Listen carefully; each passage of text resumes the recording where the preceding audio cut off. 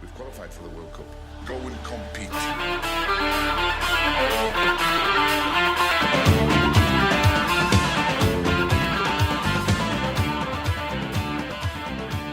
What are we going to talk about tonight? I don't know. Well, I have a few things on the menu for you to taste, and some whatever that word is, your palate. Is it delight your palate? I don't know. There's a few things. Yeah, you know the one, right? Where you get to amuse-bouche. That's it. So I've got a menu of amuse-bouche for you. Just an ice cream stand.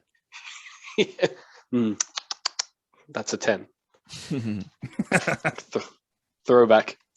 There's a couple of things because there has been a bit going on in the world of football. Champions League final. We could touch on that. The team of the year. We've got the Euros coming up too. So we could touch on that stuff for the football. If we don't want to do football at all, I have a little piece on inner monologue, which I'm sure you'll all be very interested to hear about. So it's the floor is yours. I don't mind where we kick off. Well, Champions League final happened since we were last talking. So yeah.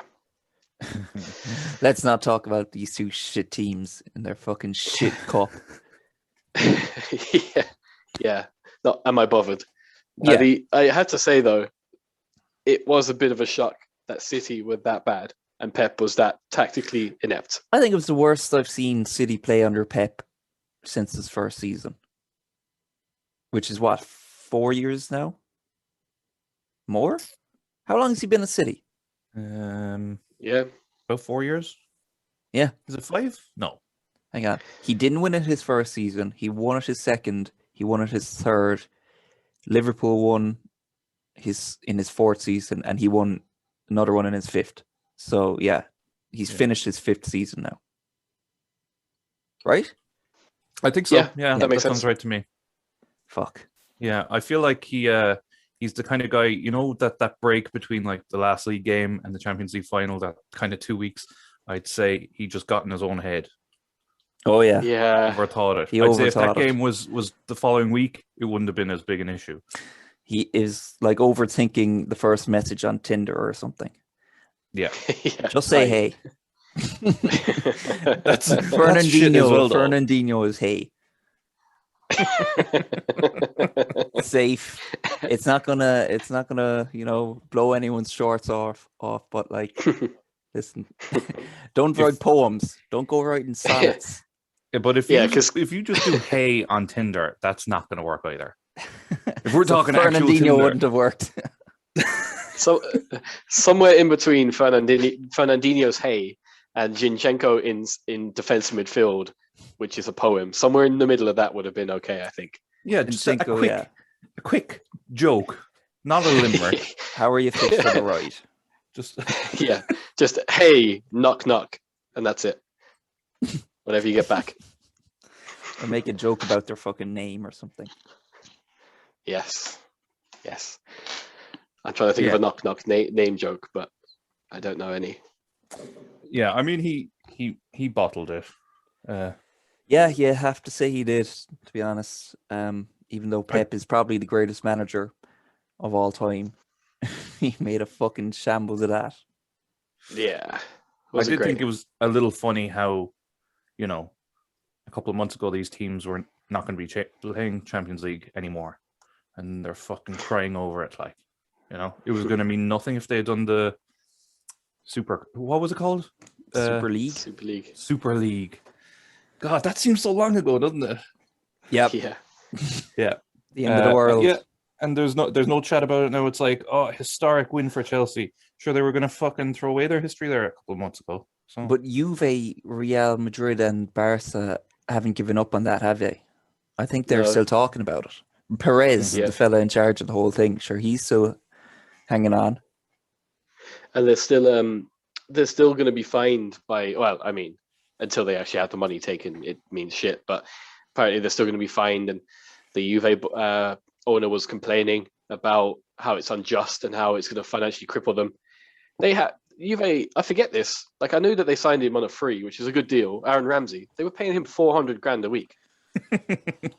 For all like the talk of Juve's like great transfers. They got it so wrong in the past like 3 or 4 years. So wrong. Yeah. They are a proper team that like throw shit at the wall and see what sticks. Even Ronaldo was not a good transfer, I don't think. No. As No, I agree. absurd as I that agree with you. sounds.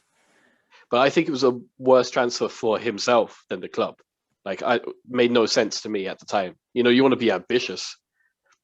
You Yeah. don't get really higher than Real Madrid. It was another feather in his cap to win the league, get like top goal scorer in a top league when everyone Yeah. thought he was on the down slope. I mean, not the down Yeah. slope. He's still one of the best players in the world. But I mean, we all know Ronaldo is not quite as good as he used to be, as good as he still is. But after like one league title with Juventus, sure, there's nothing else to do there. Yeah, So- he reminds me of Ibrahimovic. You know, Ibrahimovic had a record that every country he went to, he had won the league. Yeah. And he'd always Except kind of England. live by that. And like, I go here and I conquer here. And he had this fucking bravado. And then he went to United and he didn't win the league, Yeah. but he won the FA Cup, League Cup. And he still Still counted shite. that. It's like, Yeah. come on. Yeah. He's a wanker, yeah. He's also initially from Malmo in Sweden, where he was like an icon, and they built a statue for him because that's his hometown, his home club, and he's now the owner of Hammarby, who they're like arch rivals. Oh yeah. And they tore, do you remember they tore down his like statue and Yeah. I don't know, kicked it, which I never understood. Kicking a statue, like, it's painful.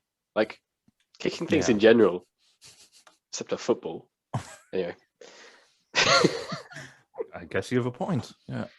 We Thank you. should look into that. We will. We'll find a get our statue. research team on it now. That's it. Dave, welcome back. Best way to smash a statue, yeah. I don't know if any of you have seen the statues outside the Emirates, but there's one of Thierry Henry doing like a knee slide celebration pose. But then there's one of Bergkamp, and one of Bergkamp is he's like controlling the ball in midair, kind of like he's leaping and he's like taking the ball down on his foot. But so he's midair as a statue. But the way they did it was they have a huge metal pole supporting him in midair, and the pole looks like it's going right up his arse. Yeah, I can see it right now. That's exactly what it Nice. looks like. Yeah. And there's a picture of him Nice. standing next to it, just Yeah. kind of cringing. Imagine if you had to be there for the unveiling of this. Like, you can't fix it either. You just have to watch Yeah. this statue of yourself is unveiled with a massive rod getting shoved up your arse. Thank you, That's Arsenal. actually. Well, I mean, it's in the name, right? So at least that. Yeah. Yeah. It's actually an interesting topic that we'll touch back on, having rods in the ass. That's actually part of the inner monologue thing. All right. But we won't skip ahead. Yeah, fair play to Chelsea. I mean, Mason Mount proving that he is the greatest player on the planet yet again. So I suppose. fair. It was a I very would- good ball. So, I suppose I have to say I was wrong about Mason Mount being shite. But I'm not wrong about Reece James and Hudson Odoi and who else? Everyone else in Chelsea. They're all shite. All the young ones, you mean? Hudson Odoi is okay. Yeah, the rest, no good. Interesting. But Mount is a lot better than I thought he was going to be. A lot better. Yeah, he's done really well this season. I guess we all kind of thought when Lampard left he'd be kicked to the curb, but he's still going. He's hanging in there. And I think he's probably first in line for that. Well, talking about the England team, you know, these like attacking midfield players, and is it going to be Foden? Is it going to be Grealish? Is it going to be Mount? I kind of thought he'd be. Well, yeah, but different position, isn't he? Anyway, I kind of thought Mount would be top of that list, but it looks like Grealish is doing pretty good. yeah, I actually thought Mason Mount was a bit unlucky to lose out on the Young Player of the Year to Foden. Now, don't get me wrong, Foden is a fantastic player, but I thought it was a surprise inclusion. Just like I thought Ruben Diaz, although he had a mammoth season, probably should have been Harry Kane's, top goals, top assists. I mean, so many seasons you get the reward and do that, Yeah. So I like Yeah, I don't know Ruben what Diaz is good, but I think he's way overhyped at the I moment. don't know what the criteria is for these winners. I don't know who picks it. Is that the one that's voted? Like The players, I think. the PF? Oh, the players, is it? Yeah. Is it? Well, maybe they know more than us if they're playing against them every week. They but- probably don't really. nah. We say this They every haven't a time. clue. Every time I make that point, you're like, "Nah, they don't." They don't really though. Like they're fucking tickos, most of them. They should be in Cork golden days. Yeah, I bet you Premier League they golden are. years. Phil Foden posting pictures of Tripe and Drasheen. I've never heard of Tripe and Drasheen before this year. Like, I know. No, I heard of tripe, but only Me because too. it's the slang, of Yeah. that's tripe. I love But in that group. Drasheen, Yeah, someone posted the picture of like the dog rescue building or something, and it got like hundreds of likes. And then a few days later, someone took a screenshot on their phone of saw that post, and then like they posted it again themselves. They were like, "Remember this?" I was like, I didn't know if they're talking about the building or the post. Yeah. I I do saw that remember too. I'm gonna have to do that to Adrian's post from earlier. I'd say just do the exact the same Sharky thing. Bright. I can't even take full credit for that because someone I know, like an older lady, once put up a picture of the Shaky Bridge and said "Lovely evening" on the Sharky Bright, and it stayed with me. So when I was on it today, I just had to take the opportunity. And such a shit picture, and everyone's like, "Beautiful picture, Beautiful picture. Like Great Just a photography. fucking floor." Like, These people they've all got cataracts and everything. Like they can't see shit, so they just see Yeah. colors and see Cork. They're like beautiful. anyone listening who's not joined the group Cork City's Golden Days, no apostrophes, join it. It's the Yeah. best thing you'll ever do. Half the And do pictures you know- aren't even from Cork. No, Yeah. no, they're just black and white pictures, and they're like nice, lovely. There's pictures of people like hiding in like British bomb shelters during the blitz. Like great times. One of my bosses actually is on the page, and I didn't even cop it. And the first thing I posted, he laugh reacted to it. Ugh. So I think he hopefully gets that we're doing it ironically, or else he just thinks I'm a fucking loser. Yeah. yeah, because it's true. You go into that group now and you check the members. Like, go to friends, it's like 25 mutual friends in the group. You're like, oh, Yeah. fuck. Mm. But anyway, it lives up to its name. It is golden. It is absolutely golden. That was your find, Kieran. In fairness, Yeah, you can take credit for that. You tagged me in something in that like 6 months ago. yeah. Believe it or not, in an attempt to promote the podcast, I was looking for like, Cork City based groups that weren't like selling groups, the buy and sell groups. And I came across a couple, one being Cork City Golden Days, where I thought it'd be a case, just a community page where you could just spam the podcast basically. And little did I know, I found more than I came for. Mm. And it was very entertaining. Yeah. Some of those buy and sell groups are funny out too, though. Some of the posts, They like, are. people like they'd post something, and it'd be like a huge mass of objects, like a treasure chest, like 50 different things, random objects, and he's like, "Will not accept offers for individual items. No ridiculous offers, please. Will not entertain anything under like 20 grand." It's like, please send me a serious offer right now. You have like until the end of the day. Yeah. And people get so ratty. Like if it's like an old secondhand furniture page, and someone posts like their old jumper, people are like, "This is not welcome on this page. This is for furniture only." Fuck, man. Yeah. I've seen, they get really clannish with it too when someone is trying to sell something that like it's an unwanted gift and they paid say 100 quid for it. They're like, "Oh, I'll sell it to you for 80," and someone's like, "Anyone can get this online for 75 now. Why would they go through you?" It's like, maybe the convenience of it. I don't know, but it's very temperamental in those groups. Have you seen the random acts of kindness ones too? They're a whole nother level. No. Have you seen this? Sounds good. I've seen them. I know what you're talking about. Yeah. So the concept is really good, and a lot of people benefit from it. We even for Lily, we got some stuff person was just like, come collect it if you want it. So like it's a really good idea, but there are some people in it that literally use it because they can't be asked going to the dump. So they just put things up like this manky fridge with like moldy shit inside it and be like, yeah, free to collect. People are like, it's not a fucking bin. And there'd be pictures of the inside of the fridge, and there'd be like a half-drank bottle of Fanta or something, and someone would ask, "Is the Fanta included?" Yeah, nice. Yeah, so basically, like Facebook, what started out as being like how to connect and talk to your friends, has turned into basically the outside world in your hand, because that's the shit we used to see out on the streets before. Right now it's the street stalls from EastEnders with more abuse. Yeah. So much abuse. I was actually I was talking to a journalist the other day. Believe it or not, look at me. Oh wow, look at you. Yeah, so I got inside scoops now. Not really, but he's not really on Facebook, but he said he kind of runs the Facebook for whatever section of the newspaper he's on.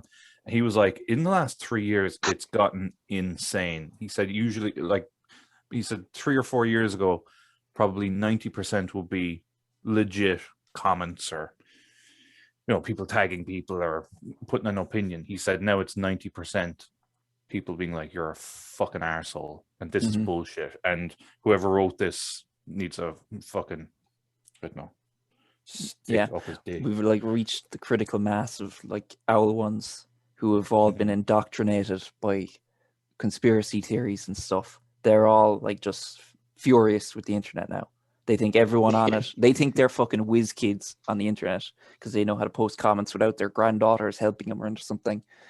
And they just think everything's a scam, or that, you know, they wish death and prison on everyone who's not them. But then there was a mature gentleman I know from West Cork, and he'd be very country, very, you know the type, like kind of a farmer, like. And he was telling me absolutely that I should be drinking a teaspoon of extra virgin olive oil on an empty stomach at 7 a.m. in the morning because of the health benefits. And he was like, if you don't believe me, go to YouTube. There's a video on it on YouTube, and it was as real as the hand in front of his face. Yeah, that this is true. They've been done in, and it's all like older generation. I think, like, I wouldn't really see many people our age doing it. I guess because we grew up on it and we're a bit wise to these things. But like this is a generation that told us don't believe everything you see and hear on the internet. Then they went on the internet and they believe everything, literally everything. Well, fuck them, firstly, because I think they deserve to be mugged off like that. If you're that stupid, I guess. But I noticed also a lot of opinions, especially in the older generations, being formed by just the headlines or just the clickbait. Like, I know one reads newspapers articles. used to No do one. it. No, and that's why there's such a drive to try and make the headline as catchy as possible, so that you have to.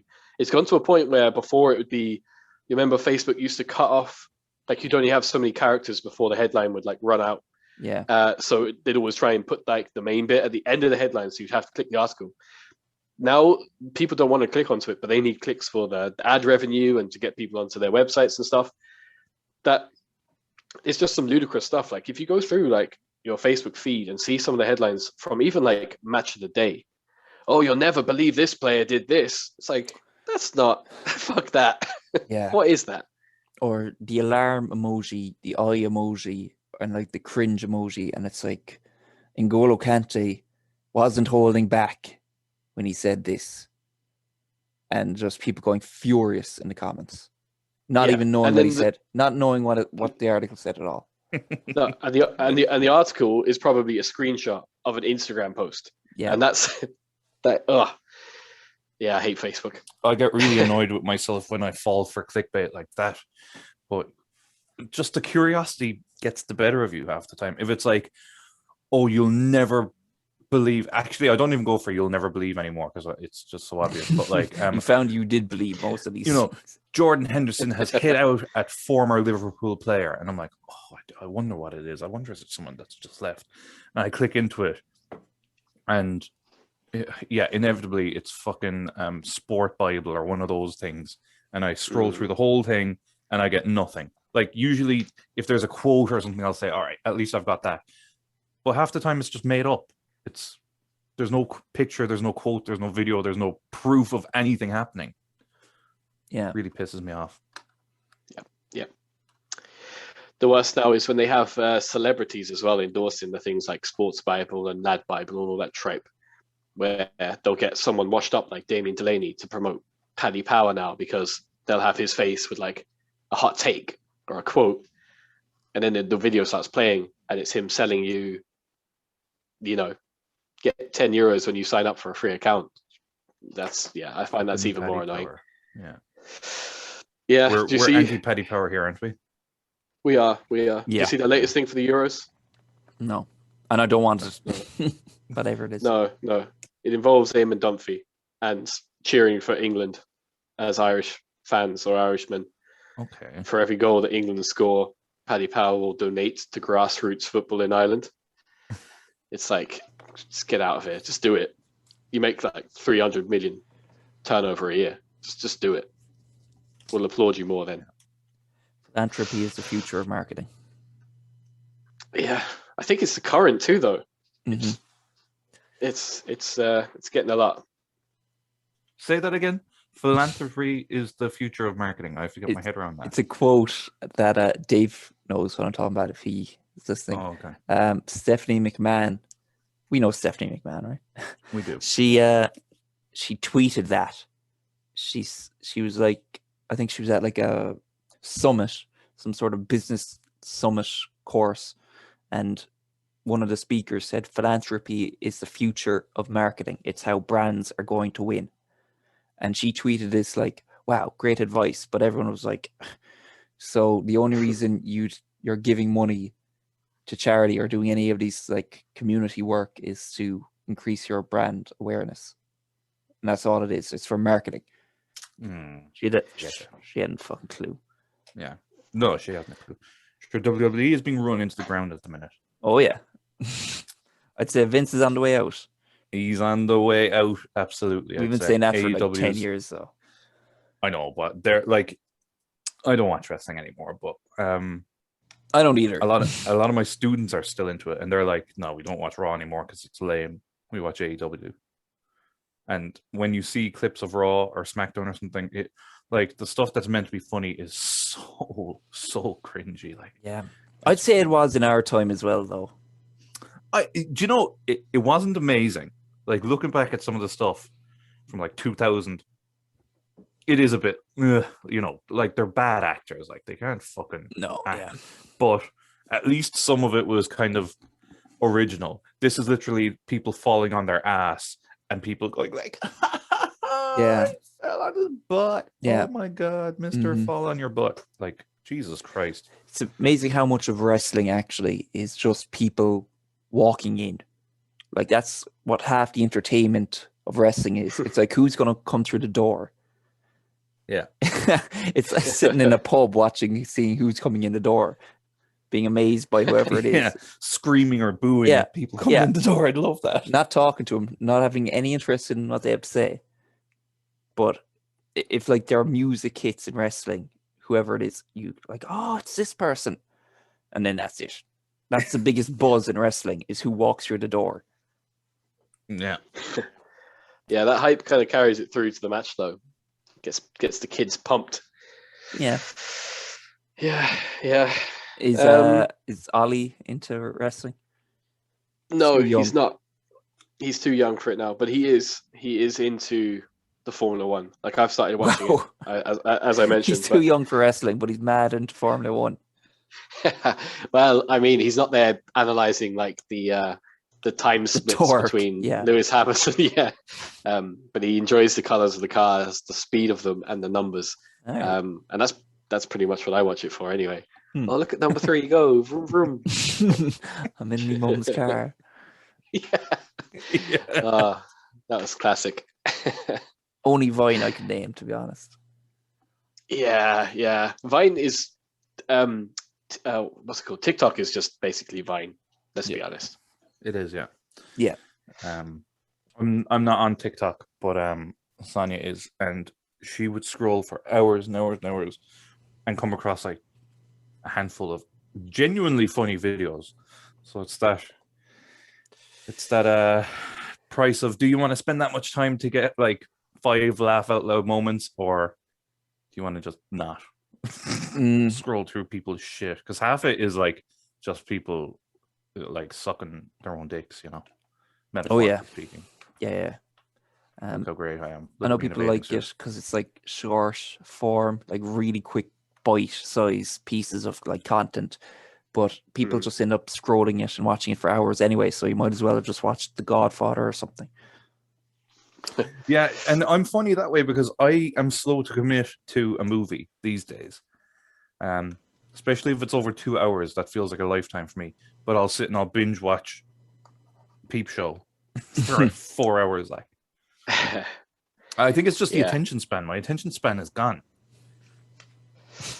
A lot as of you get times older. too with like series especially is that you can multitask while they're on, whereas like in a film like The Godfather you want to be engulfed in that, but when you're watching the Peep Show it's probably like the second or third time you're watching it.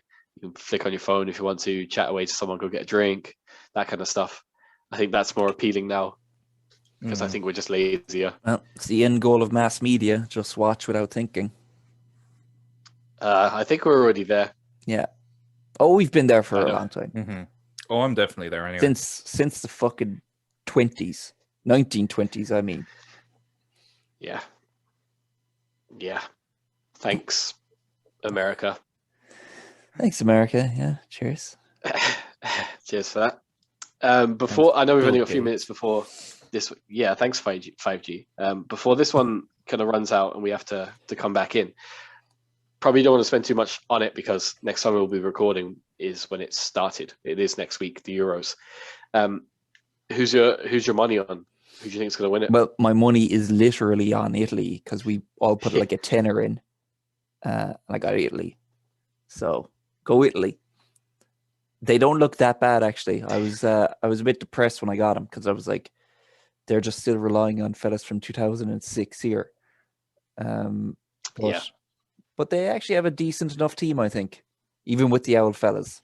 They're not that bad, so I'm fairly optimistic they'll do well.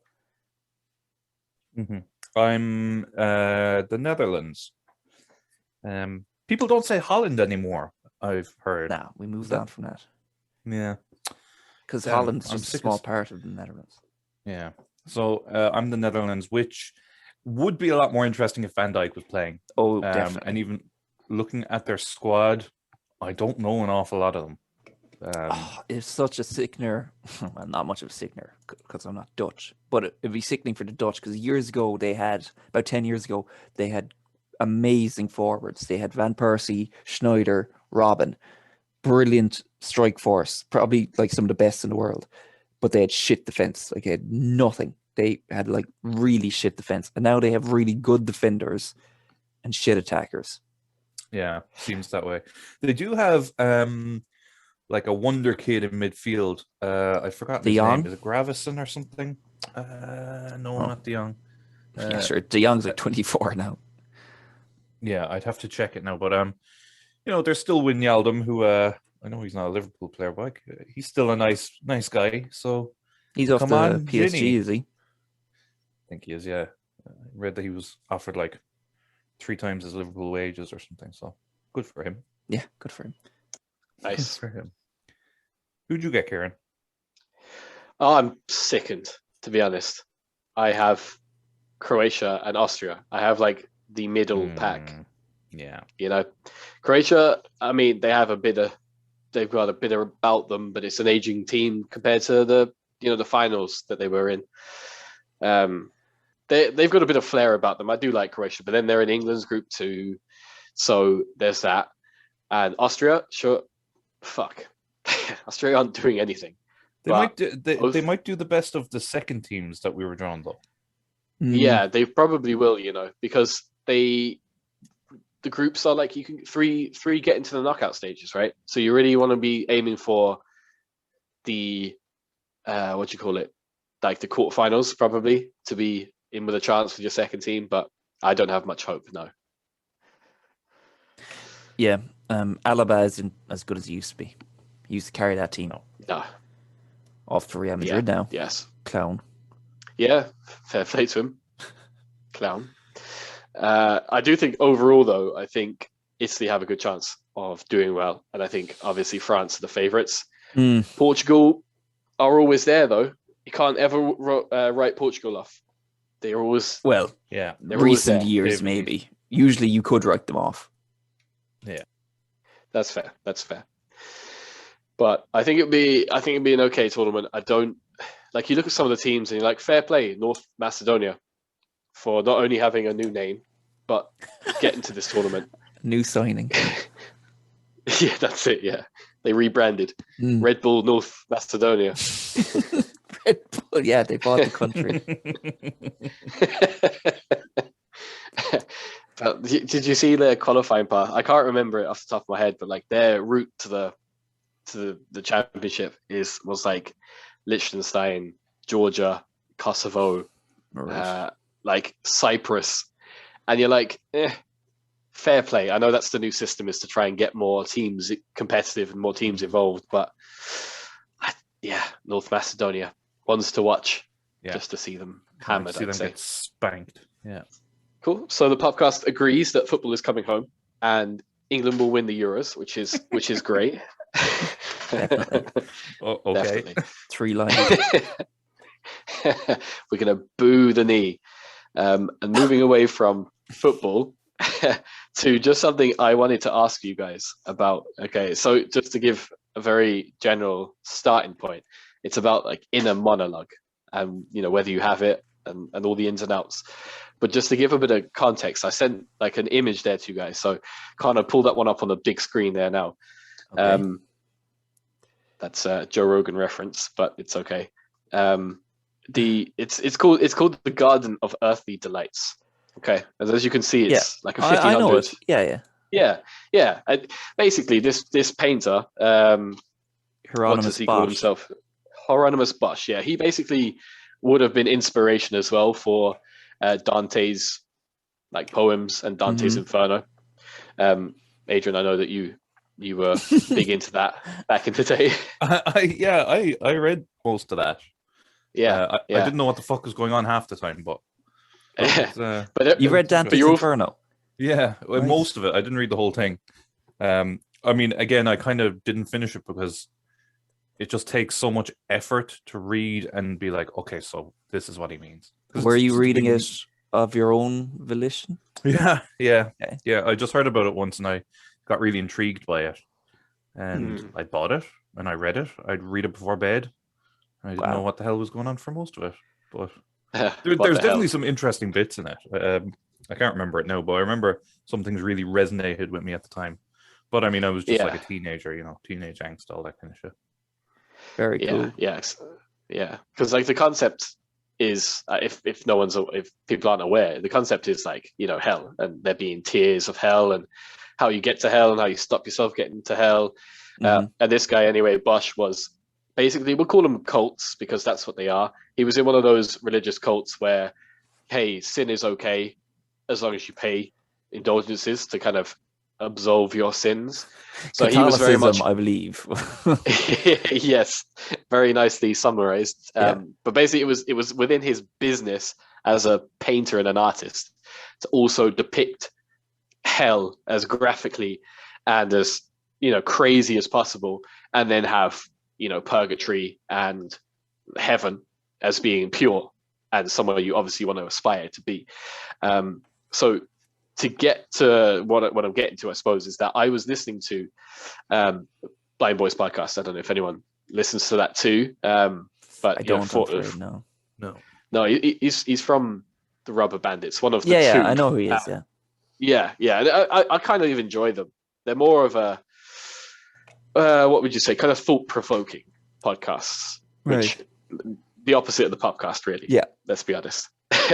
And he was talking about this painting and how it, had some knock-ons and just a bit of insight into it and whatnot. And I was really like into it, and I was doing a washing up while I was listening to the podcast.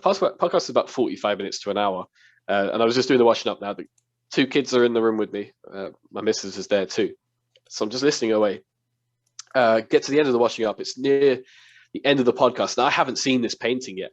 I do. I would have remembered it or recognized it in some way that, there is a painting that exists where it's like, 3 panels and it opens up into a big display, and you go from left to right, and there's all those layers, a bit like Where's Wally, where you have to pick out different bits, and every time you look in one area, there's more into it. So I was really intrigued. So I opened it up, and I'm having this big old conversation in my head where I'm like, Christ, look at all this stuff, and just going back and forth with myself. And then he mentions in the podcast, and I see it. There's like there's this man getting tortured by, I guess it's like a demon, and he's getting like a flute shoved up his ass. Right? I'm looking at it right now. Yeah.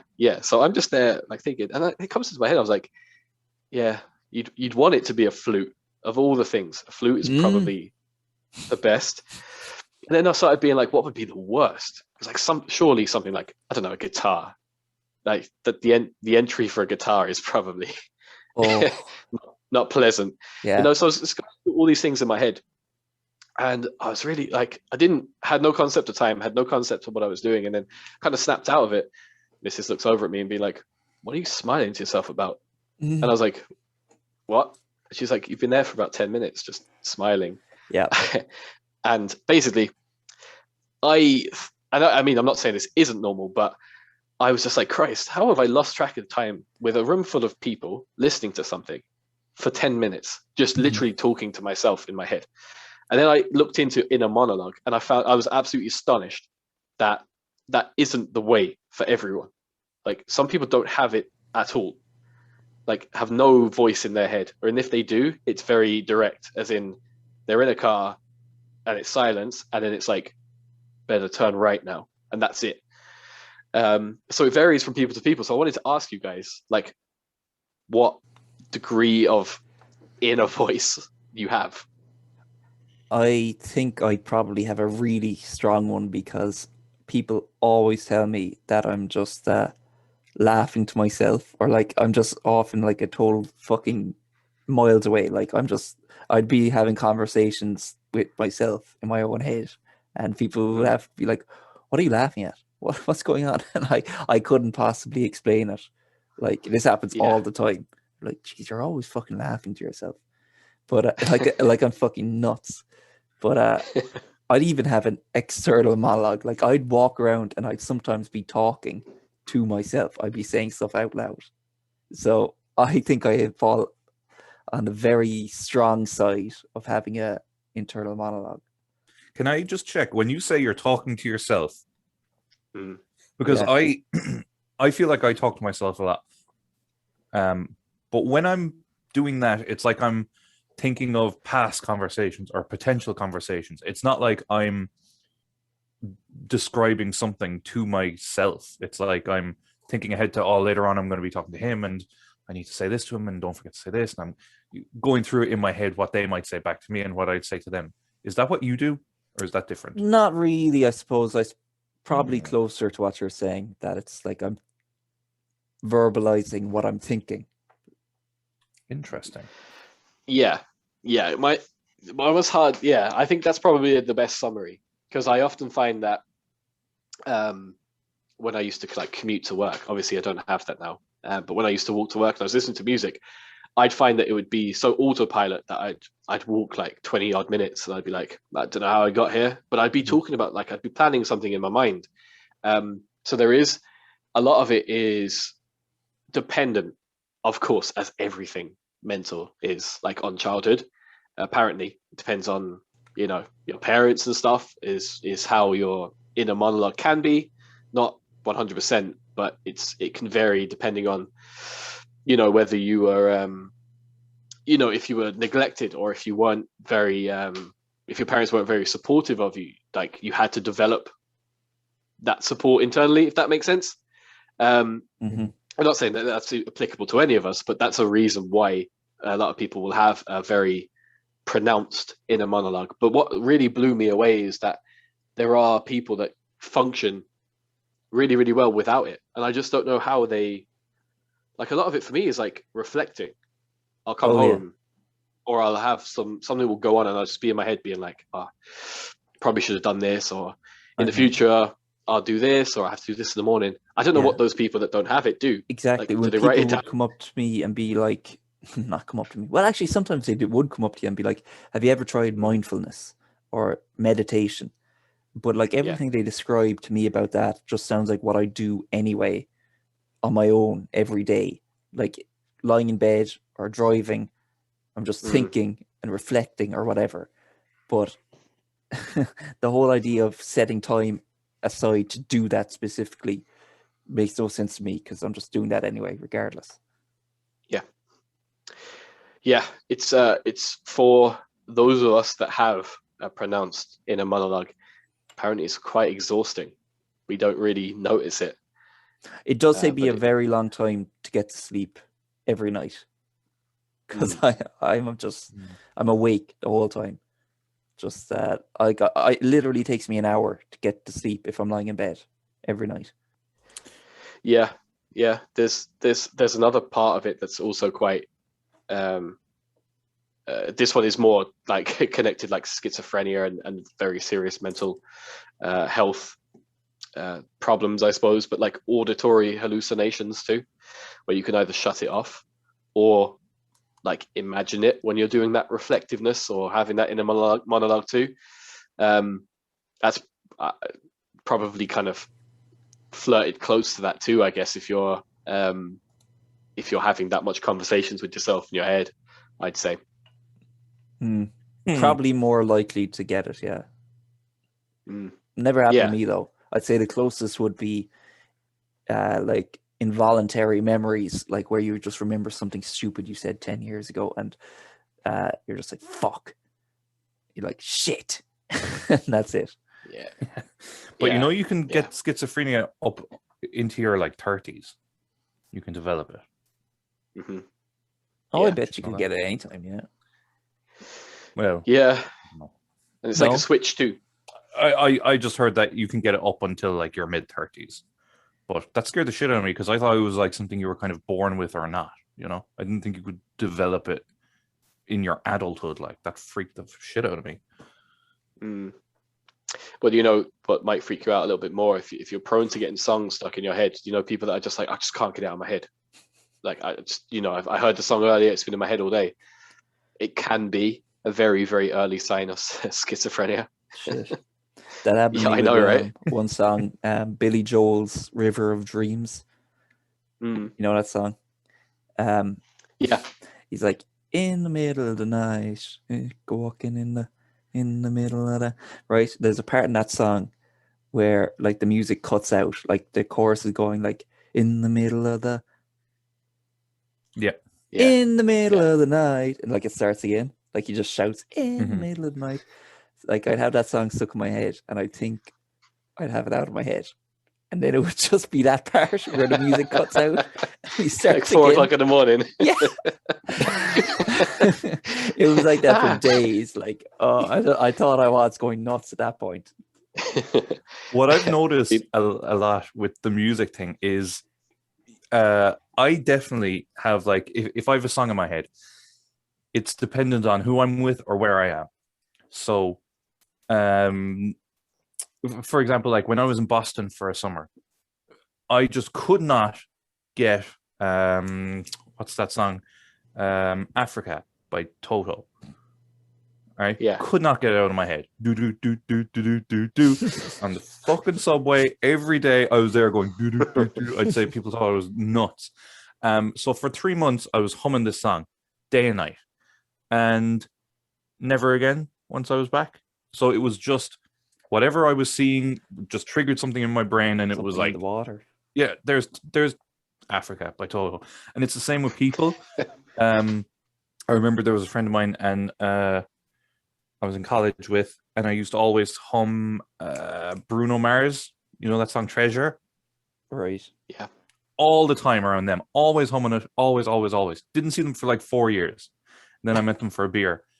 And I was like, Treasure. And And they were like, "Are you still fucking humming that song?" I was like, "I swear to God, I haven't thought of that song in about 4 years."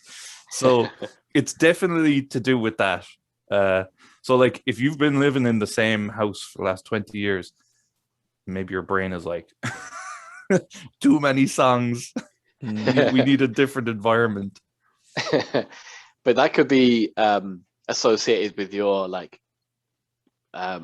remembering people, like association, right? Yeah. Music association, probably. Yeah. Because there are people that, you know, I can't remember where they were, but I worked with someone before that like had a lot of colleagues or had to go around to different places. I think he was even like a delivery driver kind of thing. And it was like he'd match people up, their name with like the small talk that they'd have, like whether it's the weather. So it'd be like Dave, weather. And that's how he'd remember it. So I wonder if the humming thing is maybe similar or a song. Yeah. I think it's definitely something to be wary of. If you start humming a new song, try to think of like where you're always humming it or who you're always humming it around, because there can be things trigger it, you know. Yeah, I think it's our cue to leave the Matrix. That's how I think it is. You know, when you're hearing Toto Africa, it's like it's shit. What's his name from the Truman Show? Beckoning you to go out on a boat in the water. Oh yeah, Christoph. Christoph. That's it. So next time you hear it, Handy, right? Just drive to the sea, get in a boat, see where it takes you. That's all I say. Okay. To Africa, probably. But I've loads of them, like, because there's songs that I hum for a few months and then I'll forget about, and then I'll bump into someone and I'll think of that song again. Doesn't happen to you? No, you haven't noticed that? Keep an eye. I do get songs stuck in my head, but I don't think I associate them with places. I did get a weird one though. Sorry, Flynn. I was just going to say, I find smells can really strongly bring back memories sometimes, like a particular smell. Like I associate I have like a bottle of it's like cologne or something that when I smell it I think of when I in 2005 Christmas playing the King Kong game on the new Xbox 360 at the time, and I feel like when I smell that I feel like I'm back there, and like I can see everything about the game really strongly because I associate it with so much. Or like the smell of like a really well kept room, like maybe a lot of people don't have it, like a good room. You probably don't know what I'm talking about, but like in the country it's very common for people to have a good room. Like that's like the room you'd have the stations in. Okay. Or when the priest would come, you'd have the fucking coffee in the good room, you know. It's like a front room which is so done up and is only there for like once a year occasions. It's not like a dining room. It's usually a dining room, yeah. But it's a good room, like. I know what you mean. Yeah. I think it's a very country Irish thing, probably. Like if in the country you go to the back door when you're at someone's house, you don't go to the front door.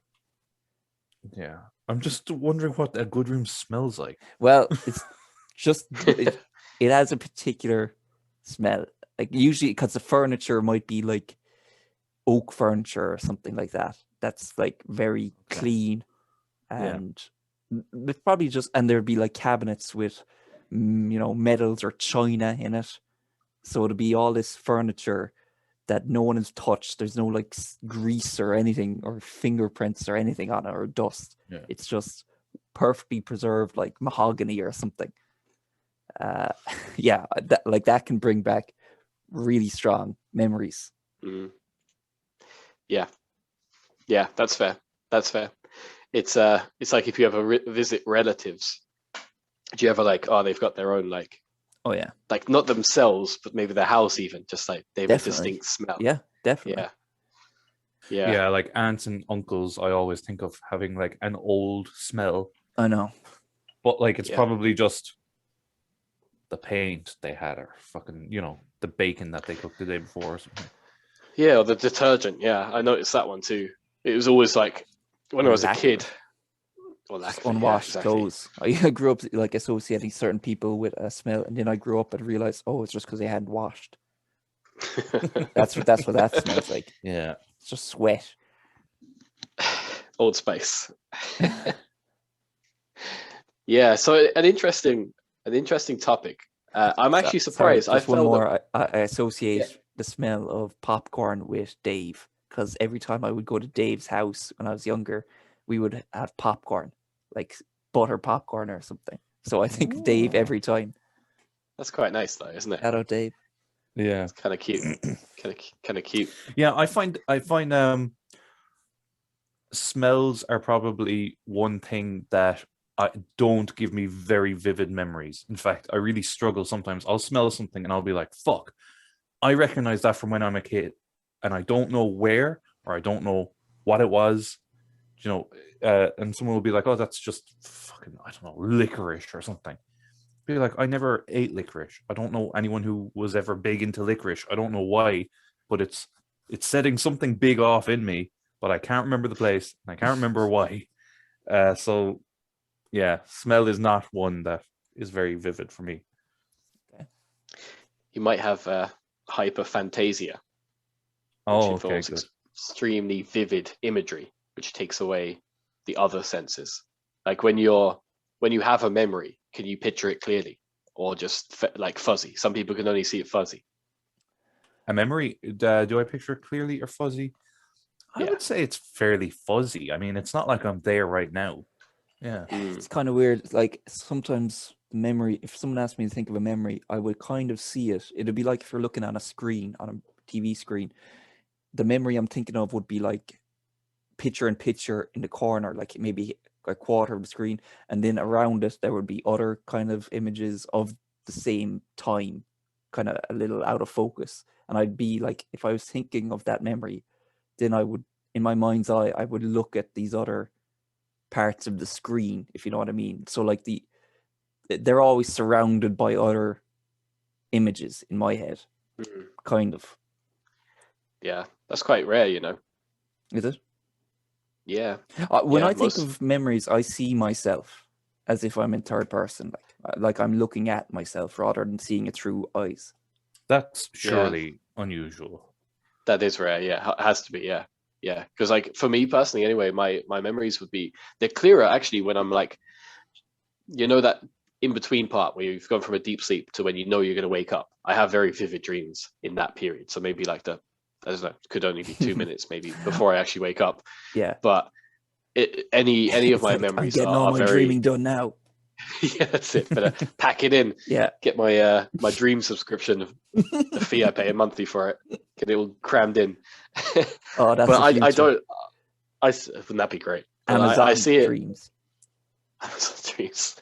Probably already working on it. So if you've been vaccinated, you've got Microsoft, the newest Microsoft installed. Like so. Yep. Nice. Nice. But for me, anyway, it's fuzzy. It's first person. So like literally from my eyes, like that shit camera angle we were talking about, Hanley, on Be a Pro FIFA, that first person view. Yeah. Crap. Yeah, and really fuzzy. It's. I suppose it depends, because when I've been thinking of it while you're talking about it. Like if I think back to today, right? I went for a walk today, and if I try to remember being in Fitzgerald's Park, and I remember sitting there, and I remember where I was looking, so I think back and I see what I saw, you know. But then if I go right back to being like 4 or 5, and like my really earliest memories, I feel like I do picture myself, but maybe that's just over time my brain has like kind of lodged this memory and said, yeah, this is a memory worth keeping. We don't really remember exactly what it looked like, so we're just going to put this picture to it, and it's you in, you know, your primary school or something. Maybe you're falling over, you know, looking at yourself because you don't even feel like that person anymore, but you know you are that person. But at what point did that happen? You know, there must have been a point. Yeah. So it is. I feel like mine are not all the same. But if I do think back to, like, I remember I broke my arm when I was 10. I don't see myself breaking my arm. I remember looking down at my arm and it was broken. Do you know what I mean? Memory is so unreliable that like eyewitnesses in court cases are actually often less than useless, because people will just remember something and say they saw it with their own eyes, and they'll be way off. Like I heard about like a law professor or something teaching some course, and like the first day of his course, he has someone run through the auditorium, you know, shouting and screaming, whatever, and he'll be dressed funny or something, and he won't acknowledge it. He won't even say, "What are you doing?" It'll just carry on like normal. He'll finish the lecture, and the next day he'll ask people to write down what he was wearing, that person, to write down like what color was his suit or something like that. And these students, he'll get the results, and people would have just said completely wildly different things. Like something you would think they would remember clearly, something that happened the previous day that was memorable, and they just come in with something that is off the wall totally. And it's just about the unreliability of how people remember things.